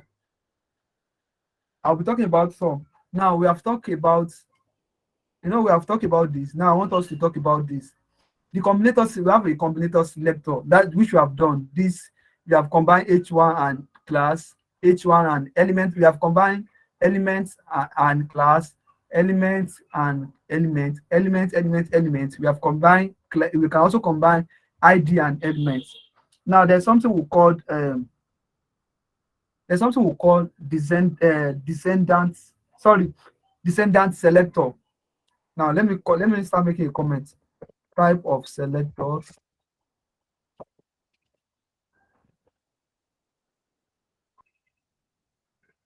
Now, the first one, as I've explained, another one I want to talk about is what we call descendant selector, which we have been doing, which is what we have been doing here. That means we are saying that this element, we are like now by saying this code, it only means that this is what it means, that this our h1, we have our h1 like this, and our span is under it, and our a is under it. That's what by descendant. That means this element, this span is a descendant from, is inside this h1, while this span 2 is under this what h1. That's what we mean. Are we clear? No, Which aspect? I don't understand what you mean by this Okay, one is under. okay. Now, if you look at it now, I would like to remove some other things. Let me remove this span so that we'll have just single one. We have this a. I think I have to delete this so that we'll have. Okay, now if you look at this h1, this h1 is inside where? This a1, this a is inside this h1. For you to know, if I close this h1, everything inside is as closed. So this h1, or let me maximize my screen. If I save again, I think so. I want it to format. If you look at it now, from here you can see that this my a is inside this h1. So if we want to write it in CSS, it will be like this. It will be h1 and a. This space here, in this space small space we leave. If you didn't leave this space here, this small space we are leaving, if you don't leave it, like it's translated to another thing entirely. That means that means an element called h1 span. But this space we leave, it means that what? This element span is inside this a element. Are we getting it? So, and the descendant, this descendant selector, we use it by using space. So this is an example of descendant. So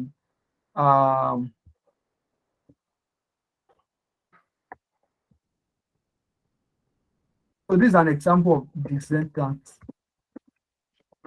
because the space here, the space we have here, it is what makes it a descendant. That means that this one is inside, this span is inside this H1. Is that clear? Yes, thank you. Okay, thank you. Now another one, we have what we call child selector. Okay, I want so that you can also have this reference. You can always go back to this thing. You can always go back to this place to go and know. We also have what? Child selector. What we mean by child? This is an example of child selector. Select all elements where a parent div is this. Now, for example, now I'm going to write a lot of CSS, a lot of HTML, so we can understand it better. Now, I'll delete some things so we can see. Now, I'm having div here, right? I want to have another section. And this inside this section, let me give it our P. This our P should be 3. I mean, it's 4 now. Hello.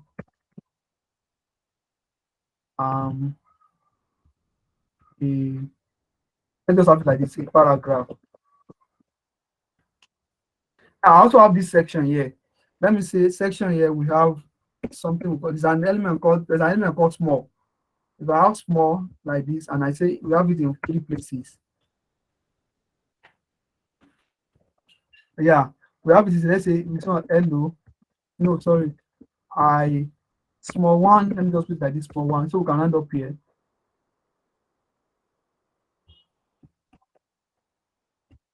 We have another small 2 here. And we have another small here, we call it small 3. Please, please, everyone should concentrate on this. It will be easier for us. This explanation will be clear. Oh, no, we're sorry about this. And this explanation should be clear. Now, look at it. I'm having a div here. This is a div here, and I'm having a section here. No, I don't want to use. I want it to be. Let me just use H3. I don't want it to be. I want to select this. You can press Alt. I want to select every one of them. If you are selecting, just press Alt. I want to select all of them. I want to change it to H6. Let's put it at H6. No, we're having something like this. Now, hello, I'm a paragraph. This one, this is a section, and this is a div. There are two different things entirely. There are two different things entirely. Now, I want to explain what we mean by child selector. Now, what we mean by child selector is this. As we are looking at it, this div, the children of this div are this P, all this P tag. Hello, I am a paragraph. Hello, I'm a paragraph. These are the children of this div here. Now, if I want to style all the children here, I want to give them a single style. I don't want to give like P1. I want to give all of the children inside P a color of red. This is how we do it. That's what we call child selector. That's what we call child selector. How do we do child selector? Now, how do we do child selector? This is how we do it. Now, what's the parent element? The parent element is a div, right? So the parent element is a div. Let's come there is a div here. Now, we want to style every element inside it. Every element inside it, and the element is P. Every element inside this div, and the type is P. We want to style it. We want to give it a color of brown.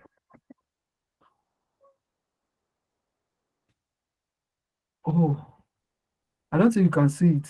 Oh, this brown is not correct. Okay, now let me give it a font size now, so we can see it. Font size of, let me say, 40 pixels. And you can see now, this greater than we are seeing is what we mean by what? Child selector. That means you are telling this div that That means that inside this div that is the parent, look for elements that are P. For example, now if I now write, I'm not writing P here, I'm giving H4. This is H4 now. Let's select this one. Let's see. It doesn't select this one because this one is not a what? Is not a paragraph. So what we are saying here is that inside this div, look for the inside this parent div, look for the children that the element is P, and give it a color of brown and give it a font size of 40. That is how we have this hello a paragraph that they are like this. This is what we mean by child selector. That means you select all the children inside this parent div that they are that they have their paragraph. Is that clear?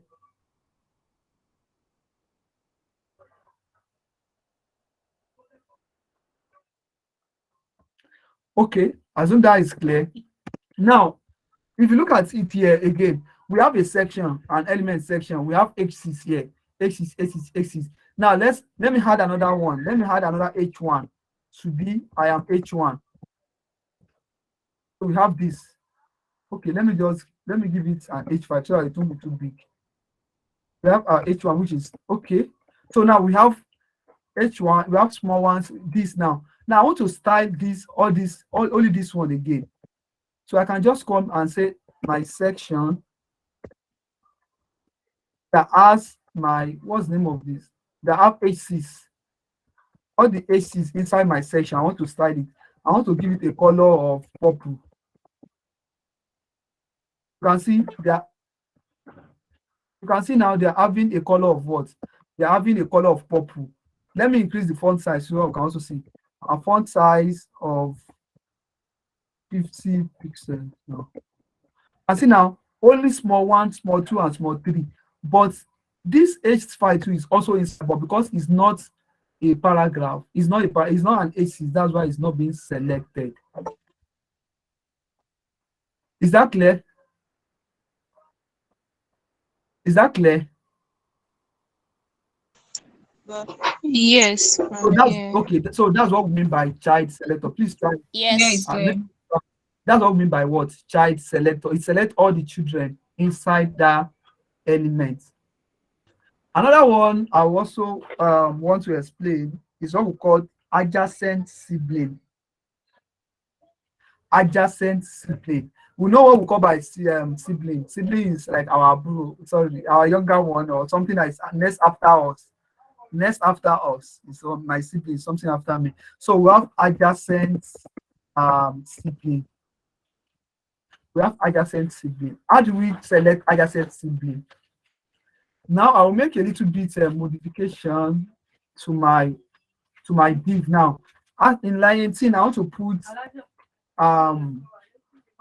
an article. Let's say an article element here, and I'm giving it hello. I'm an article. So I'm giving this now. Let's see our screen. I say hello, I am an article. I would like to delete. Okay, let me just leave it, but I just don't like the font size is too much. So let me just give it to 20 so we can, it's too small. Okay, now I want to style. Now, what we mean by adjacent sibling is the symbol is plus. The symbol is what? It's plus. It's plus sign. Now, suppose I want to select this. Now, suppose I want to select this article now, and I don't want to give it any div. I don't want to give it a class. Now, this div, yes, that I've selected. If you look at it here now, the sibling of this div inside this content, what is next after this div is this article, isn't it? So if I want to select it, I can now say that this div here,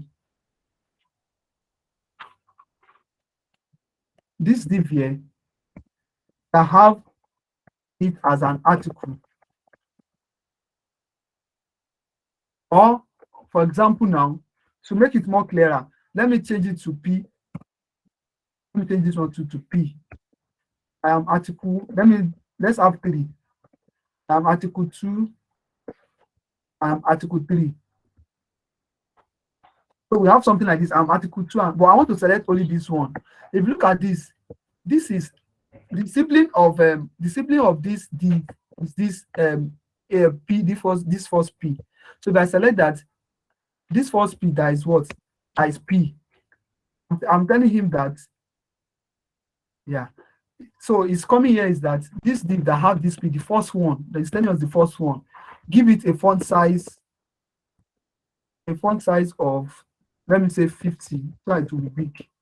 You can see now, hello, I am an article. The first one is bigger because we are telling him that after you, the next thing that is after the next element that is after you, that is p tag, give it a font size of 50 pixels. That's why we have something like this.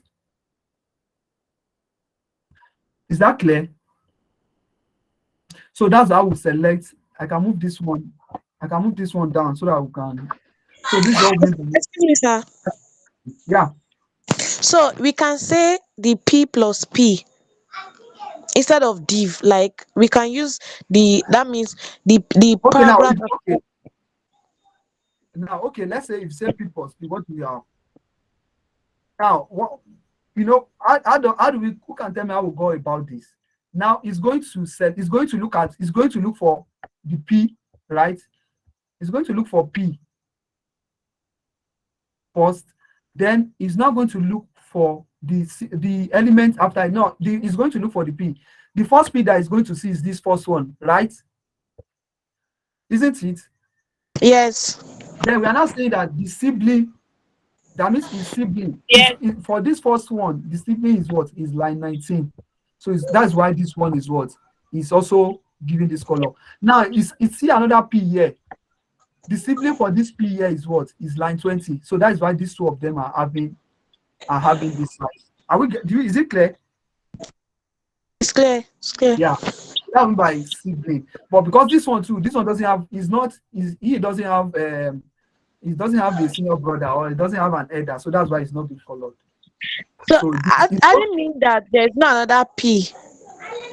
Maybe there is not another p. Can you hear me? Yes.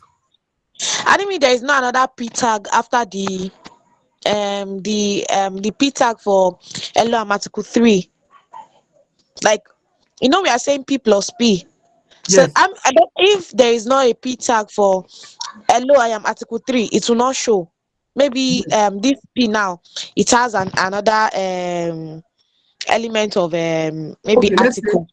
Let's say, yeah, thank you. Let's put article here, and we'll put article here also. It will not show because the p is not what I follow. It's not p. Okay. Not p that follow it. Okay, now I understand. Okay, I think with this we should round up. Just that we have a lot that we can cover. But CSS, it's not a matter of how far, it's how well. If you can understand the little you can understand, you can also use it to appear to what you are doing. Now, because in your task you'll be having something that you'll be taught to style a form. Now, more of learning is more of especially software work is more of making research on your own. So now we have form. I think, yeah, you have been taught. Okay, you have been taught form. Yeah, okay, you have been taught form. So I think that will not be an issue. Now, okay, another thing I want to explain. Let me just give you this one as the last one. I said now I only explain combinator. We have attributes. I will try and explain this attribute selector. Then you can read about pseudo class and pseudo elements. But in the videos I've given to you, all these selectors were thoroughly explained. Now I want to explain what we mean by attribute selector. Now, so as we have been taught form, I want to have form here. So I'm having form here, and I'm saying input of type. Let me say text. I want 3 times 3. No, so we have this 3. Okay, let me just expand it so we can see. We have these 3 inputs now. This is the first one, this is the second one, and this is the third one. So so we're having 3 inputs here. Now I want to also have another input. Our input that is email. and I want to have 2. Why is star not working? What is the when I press star? It's not that I press now. Maybe your less than symbol. I don't know. It's somehow funny. Okay. I just use it now. It's not okay. Yeah, it's 8. So it's also on my feed. The Sorry. input. Now we're having 2 email now. So we're having 2 email feed like now. Now, when we say Hello, attribute please. selector, as I've explained, yeah.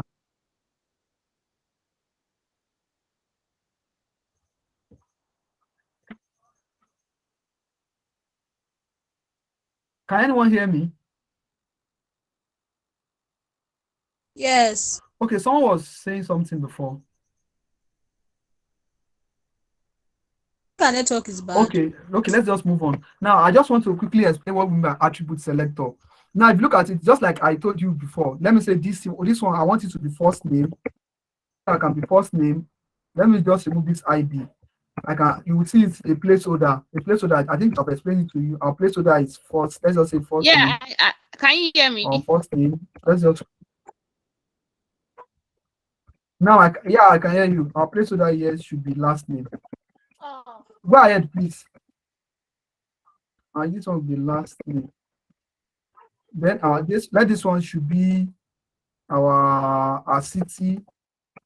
Let this one should be city, and let the placeholder should be city. Our placeholder should be city. This one is email, and let this one just be number. Let this one just be number. Let this one just be number. Our placeholder here should be our placeholder. Enter your age. Enter your age. Assuming we have this form, placeholder. Enter your email. Let's quickly rush through this and see it, what we have on the screen. I'll be commenting out all this so that we can see it better. I say I'll comment it out. I'm commenting out Ctrl//. Then I save. So we're having this, as you can see now, we're having this now. Now, let me quickly give it a small styling before let me just our input. We just should have a padding of 10 pixels and up and down, and let me say 30 pixels. So this is our input now. We can enter our name, our last name, our email, and something like our age here is 20. Because the type is number, so you can't enter something that is not a number. So it has to really be, if you press an alphabet, it won't work. You can only enter a number 20. Now, I want to explain what we mean by I want to explain what we mean by attribute selector. Now let's go back to our HTML. Just as I explained here, let me expand this my screen so that it won't look clumsy. Now, just like I explained, this type is an attribute. This name is an attribute. This placeholder is an attribute. So we can also style based on attribute, and it has a convention of styling. Now, assuming I want to style an input that has an attribute of, let me say, an attribute of name of our type equals text. For example, this is how you do an attribute selector. I mean, this is the input. You can see now it's telling us that our type is this. It has read it. This is an input, but the attribute is this is how we put attribute. Our attribute is inside these braces. Then the type we want is what is we put the property here. This is the property we want, and this is the value we want. Let me now say our font size, our background color. Let me just put background color should be red. You can see now all those inputs that their type is text. All those inputs that this one, and this one that their type is text. It has changed their background color to what? To red. So assuming I now come here and said all those inputs, another way of input in which the name, I can say the name. The name here is, let me say email. I think we use email. Name is email. I want to give it a background of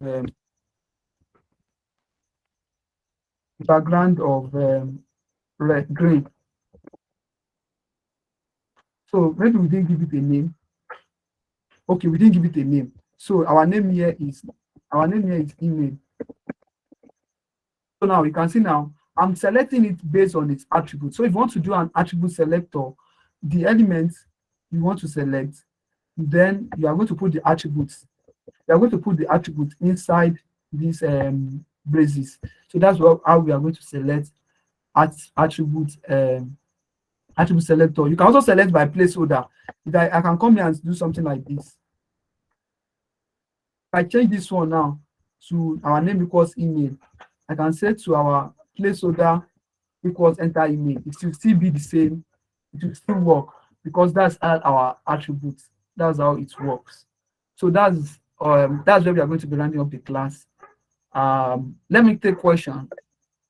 Do you have any question as regards this? Yes, please. Okay, please go ahead.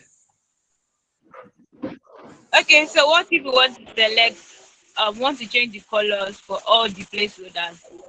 How are we supposed to do that? Okay, there's another one we call, if you want to select now, for example, I say input here, all our input, there's something we call Pseudo Selector or placeholder. This is what we call, guys, this is something you're still going to learn. Let me say our background here, our Pseudo Selector. Let's say our background should be blue. Let's see if this works. You can see now, all our placeholder, these are our placeholder.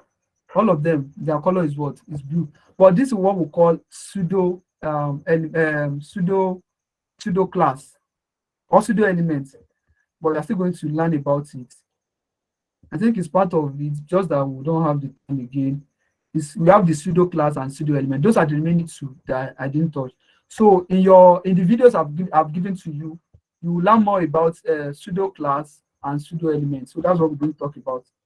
Pseudo classes and pseudo element. So that you learn this inside the video I've given to you. Is there anyone that have other question? Yes, please. Can you run through the HTML file where you have the form? I'm trying to do something here, but it's not. I want to see what you did. Please, okay. Okay, all right. So thank you. Okay, is there another question? Yes, I have a question. Can you hear me?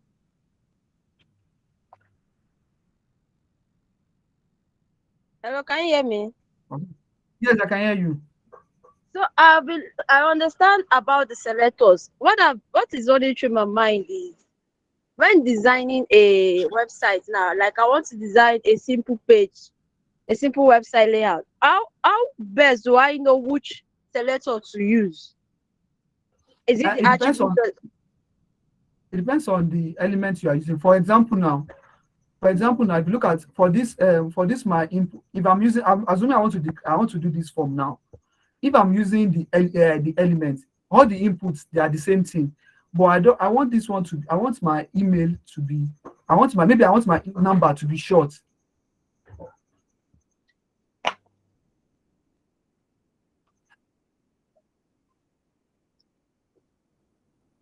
Now I want my inputs. I want my number to be short. This my line 33. I want the number to be short. But if you look at it, all of them has inputs of input as the name of the elements. So I can't use the input again. I have to use an attribute selector. Or I can just give this one, and you can use attribute selector, or if you give it an ID of, let me say, number, you can use this to select it. Or you can also give it a class of number. So you can use since they are the same, all of them are input. You have to use an attribute to select it. Or you can also use something like, let's say, form plus. For if you want to select the first one, you can use a form like this, form plus input. That means it's going to select the first input here, just like this adjacent sibling selector. So that's just it. It depends on what you are doing. If 2 or 3 elements they have the same element, it is better you use an attribute. But if it's just one, like that mark you are using that we have here, it's just one that is okay. I think I've deleted it. It's just only one on the page. So we don't need to use more. We don't need to use attributes. But if it's more than one, it is better you use an attribute selector. Okay. Now, another question is, I don't know how to put it. I'll go back. I have a friend of mine that is a designer. Actually, designed a site using this pseudo selector that you selected. I don't know how he did it. He called the name and double colon. I'm confusing it. I'm mixing it up with over. Is it that I don't know what's the difference between, because I know that when you have double colon and over, you over the element, but this one you're having 2 double colons, so I'm mixing it up. I don't know which one is which when you want to design. Yeah, that you can see now. I'm using double this here. This is an element. Why this we have element selector and we have class selector. Now, if you want to select, like now, this input, when you use over now, this is a class selector. This over, that means when you over on this, if you over on the input, change our background color. Or you see all this in the video of our background color should be just be black. Let's just leave it as black. Now, if you look at it now, you can see as I'm opening on this, all of them, their background color is changing to what? To black. So another good example is that you should change your cursor. Our cursor here, just like you usually see, it should be pointer. So now, if I hover on this now, if I hover on this, you can see now it's showing hand. Here it's showing pointer, it's showing another thing, but if I hover on it, it is show hand. That's how you usually see in all the websites you have seen. When you hover on something, it will. We have elements attributes. We have element selector, and we also have class selector. Okay. So which classes are all this one? This over and all the, is it the pixel that, what do you call it? What do you say? The over, all this over selector, what is it called? That's what I'm saying. We have element selector. We have pseudo class. Okay, it's called pseudo class. Sorry. Selector. Okay, thank you. Pseudo class. Yes, anything that have this double stuff, double column, either 2 or 1. It's called pseudo. You can see now we said selector and the pseudo elements. Now, for example, now this one is telling you that if you want to select the first element, first line and elements. Why is loading? We have pseudo elements and we have pseudo class. So this is the pseudo class. So now our pseudo class is an example of pseudo class. Our example of pseudo class is the over. You see, when you over on this, it's changing the color. Example of pseudo class is over. We are over on this. Click here to focus. So these are just an example. So someone was talking about a link. You can see this link. If you have a website now, if you notice that when you click on a website, maybe you click on it, it will change the color because you have clicked on it. What they use is that they use a element. Since you have clicked on it, you have visited it. So it's going to what? It's going to change the color to this. But if you hover on it, it will change the color to this. If it's active, that means if it's active, maybe you mouse over it and you click on it, it's going to be another color. So this is just an example. Just make sure you go over the website. See example now. When I hover on this, it changes color to hot pink. When I hover on this, changes color to hot pink. The normal color is what? Is green. The normal color is, where's the normal color? Okay, the normal color, yeah, is red. But now, for example, now when it's active, maybe I click on it. See now, when I click on it and I'm not taking my mouse away, the color is what? the color is blue because it's active. But once I now remove my mouse and I click on it like this, it has been visited. Because it has been visited, it's now green. And you have clicked on this link and you have go away. So it has been visited. That's why it is green. So that's just how it works. Try and watch more of the videos I've sent, especially on pseudo class. You understand it better. That will also help you when you are doing the assignment. And I think tomorrow we'll be having our workshop. We'll be doing a small project, which I'll maybe before we do it, I'll make sure I'll post it on the Slack channel. So we'll be doing a small project to elaborate on what we have been taught since, so that we'll have a better understanding. Just one thing about CSS is that just try and don't rush it, enjoy it, and try and enjoy it, because at times when you know JavaScript very well as a front-end developer, then CSS will be your problem because you didn't properly learn it. So enjoying it, don't be rushed, don't rush it. Whatever you're learning, just know it. But you don't also need to cram it. Just know that you know it. When you need it, you can just Google search it and it works. So with this in mind, let me check if there's questions here. Yeah, I don't have any.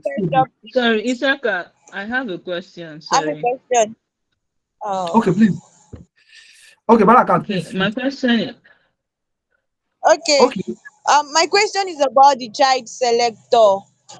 You use the greater than sign to select all the p tag, and I saw Yes. a code file that has the parent element space the child element without the greater than sign. It's still the So same what's thing. the That means difference between that it's and still, okay, it's the same thing? yes. That means that space means that, as I've explained, it's called that space means descendant selector. It's telling that any that div, any p that's inside that p, that is a descendant of that p, that is the end of that div, should be selected. Why that greater than is now any child, descendant and child, they are also the same. It's just English. Okay, thank you, sir. Okay, Chioma. my question is, let's take for example,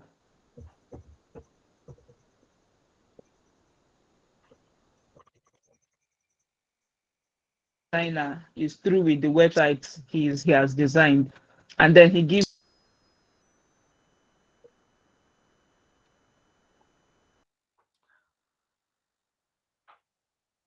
he has maybe like design brief he has to put the colors and the font size and the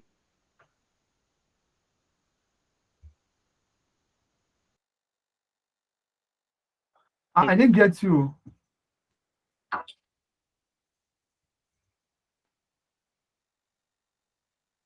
don't know if it's my network or your own, but I didn't get you.